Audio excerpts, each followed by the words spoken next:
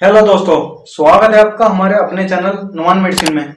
तो दोस्तों, आज का जो टॉपिक है हमारा कोई मेडिसिन के रिगार्डिंग नहीं है। आज का जो टॉपिक है वो है डीएचए से रिलेटेड। डीएचए जो दुबई हेल्थ अथॉरिटी का जो एग्जाम होता है वो क्या होता है, कौन इसको दे सकता है, सब कुछ इसके बारे में हम आपको दिखाएंगे। और जो डीएचए एक्सपर्ट हैं इम्तियाज शेख भाई, उनको हमने बुलाया है अपने इसी चैनल पे। आप लोगों की काफी रिक्वेस्ट आ रही थी, काफी कमेंट आ रहे थे कि आप डीएचए के बारे में कोई वीडियो बनाएं।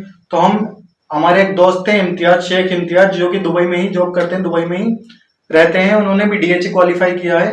वो अपने बारे में बताएंगे और आपको बताएंगे कि क्या डीएचए होता है, क्या इसकी सैलरी, सब कुछ बताएंगे वो। तो सबसे पहले मैं इम्तियाज भाई आपको बोलना चाहूंगा कि आपने हमारे लिए टाइम निकाला, हमारे व्यूवर्स के लिए टाइम निकाला।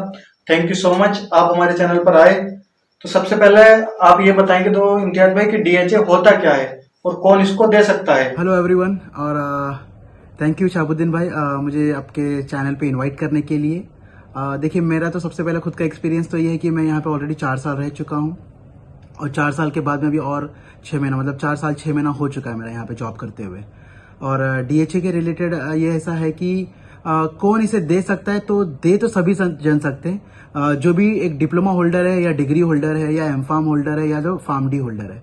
बस शर्त यह है कि आप डिप्लोमा के बाद में आपको 2 साल का गैप होना चाहिए, बी फार्म के बाद में 2 साल का गैप होना चाहिए, और एम फार्म होने के बाद या फार्म डी होने के बाद में 2 साल गैप होना चाहिए। ठीक है, 2 साल गैप इसके लिए बोलते हैं क्योंकि 2 साल के गैप में आपका 2 साल का एक्सपीरियंस बनता है। तो वो 2 साल का एक्सपीरियंस हमें लगता है यहाँ पे शो करने के लिए, क्योंकि आपका डेटा फ्लो प्रोसेस हो सके।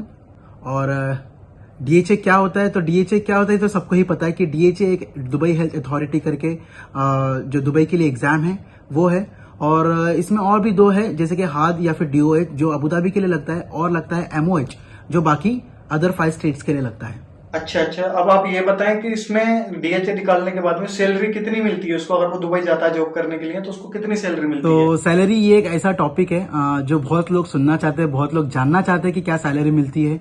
बहुत सारे जगह पे बहुत सारे गलत वीडियोस भी आ चुके हैं कि किसी को स्टार्टिंग सैलरी 5000 मिल रही है। ऐसा नहीं कि नहीं मिलती है, ऑफकोर्स मिलती है, बट कैसा है कि बहुत कम रेयर चांसेस है। जो नॉर्मली जो दुबई में आज के टाइम पे जो प्राइस चल रहा है, जो सैलरी का ये चल रहा है, रेंज चल रहा है, वो एक डिप्लोमा होल्डर के लिए एनीवेयर बिटवीन 2500 टू 3000 चल रहा है। और एक फार्मासिस्ट यानी कि बैचलर्स के लिए ये चल रहा है आपका ऑलमोस्ट 3500 टू 4000 के बीच में।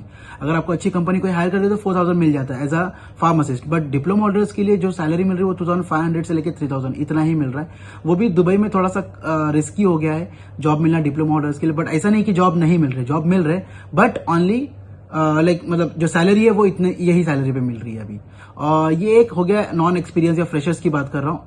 अगर आप एक एक्सपीरियंस बंदे हैं, ठीक है, तो आपकी सैलरी ऑलमोस्ट जो, क्योंकि कैसा हो कि आपको एक बार एक्सपीरियंस आ गया, समझो आपकी सैलरी अगर 3500 भी थी, अगर 2 साल में आपकी अगर 500 से 700 दिरहम भी आपका सैलरी बढ़ता है तो ऑलमोस्ट आपकी 4200 तक की सैलरी पहुंच जाती है।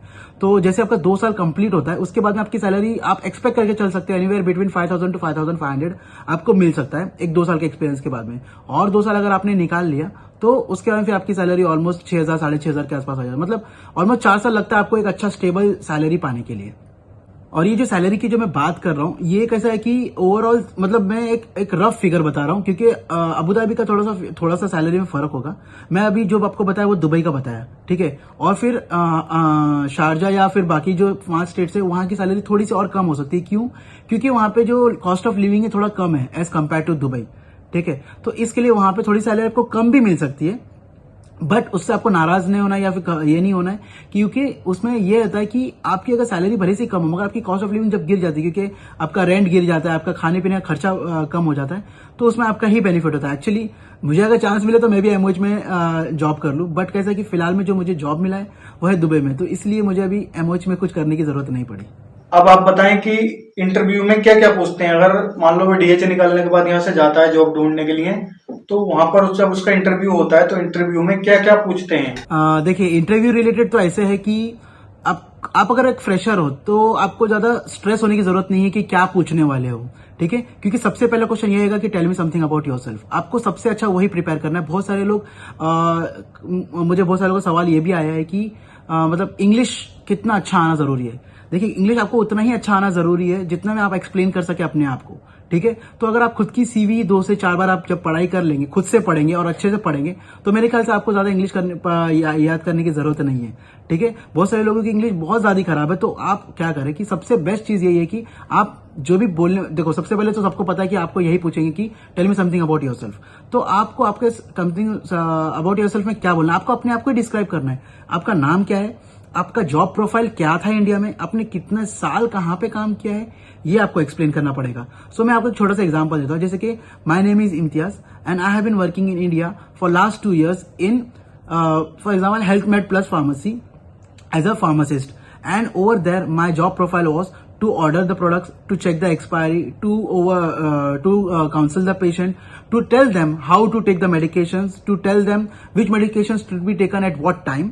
ठीक है, तो ये सब आपको एक्सप्लेन करना है। तो आप इतना भी अगर एक्सप्लेन कर दिए तो आपको आपका हो जाता है, ऐसा है। क्योंकि सेकंड क्वेश्चन क्या आता है कि वो आपके एक्सपीरियंस के रिलेटेड फिर पूछते हैं कि आपके एक्सपीरियंस क्या है, आपने क्या किया है। तो आप जब एक्सपीरियंस अपना जब शेयर करना स्टार्ट करते हैं कि आपको कुछ ज्यादा बड़ा नहीं एक्सप्लेन करना है, आपको वही एक्सप्लेन करना है जो आपने बैक इन इंडिया किया हुआ है। आप अगर एक्सपीरियंस बंदे हो तो उसके लिए थोड़ा सा अलग इंटरव्यू होता है, बट आप एक्सपीरियंस बंदे नहीं हो फॉर दुबई, तो उनको ही पता है कि मुझे इसको क्वेश्चन किस तरह से पूछना है। तो एकदम नॉर्मल क्वेश्चन पूछते हैं, आप एकदम रिलैक्स रहिए। आपको इंग्लिश मतलब ऐसा नहीं कि फटफट फटफट आना चाहिए, आपको नहीं आ रही कोई बात नहीं, ठीक है। देखिए सामने वाला भी आपको सपोर्ट करने के लिए बैठा है, ऐसा नहीं कि आपको भी भगाने का, क्योंकि उनको भी जरूरत तभी आपको बुलाया उन्होंने, बराबर।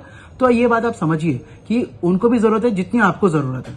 तो अगर आप अपना परफॉर्मेंस सही देंगे वहां पे, ऑटोमेटिकली वो सही, वहां पे रिजल्ट भी आपका सही आ जाएगा। और परफॉर्मेंस सही कैसे निकलेगा कि आपको जो भी लिखा गया या जो आपको पूछा गया है, आप उसका जवाब सिर्फ वही देना है जो आपको याद है, जो आपको पता है, जो आपने किया है बैक इन इंडिया। बस आपको वही इंग्लिश में आपको पेपर में लिख लेना है।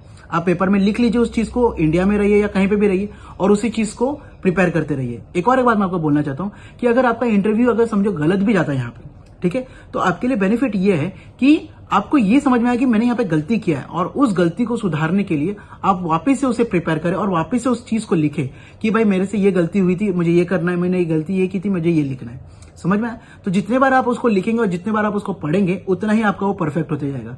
जैसे कि हम लोग एग्जाम में कैसे पढ़ाई करते हैं, सेम उसी तरह से। बट यहाँ पे से आपको जॉब पाना है तो आप शायद इसके लिए और अच्छे से तैयारी करें।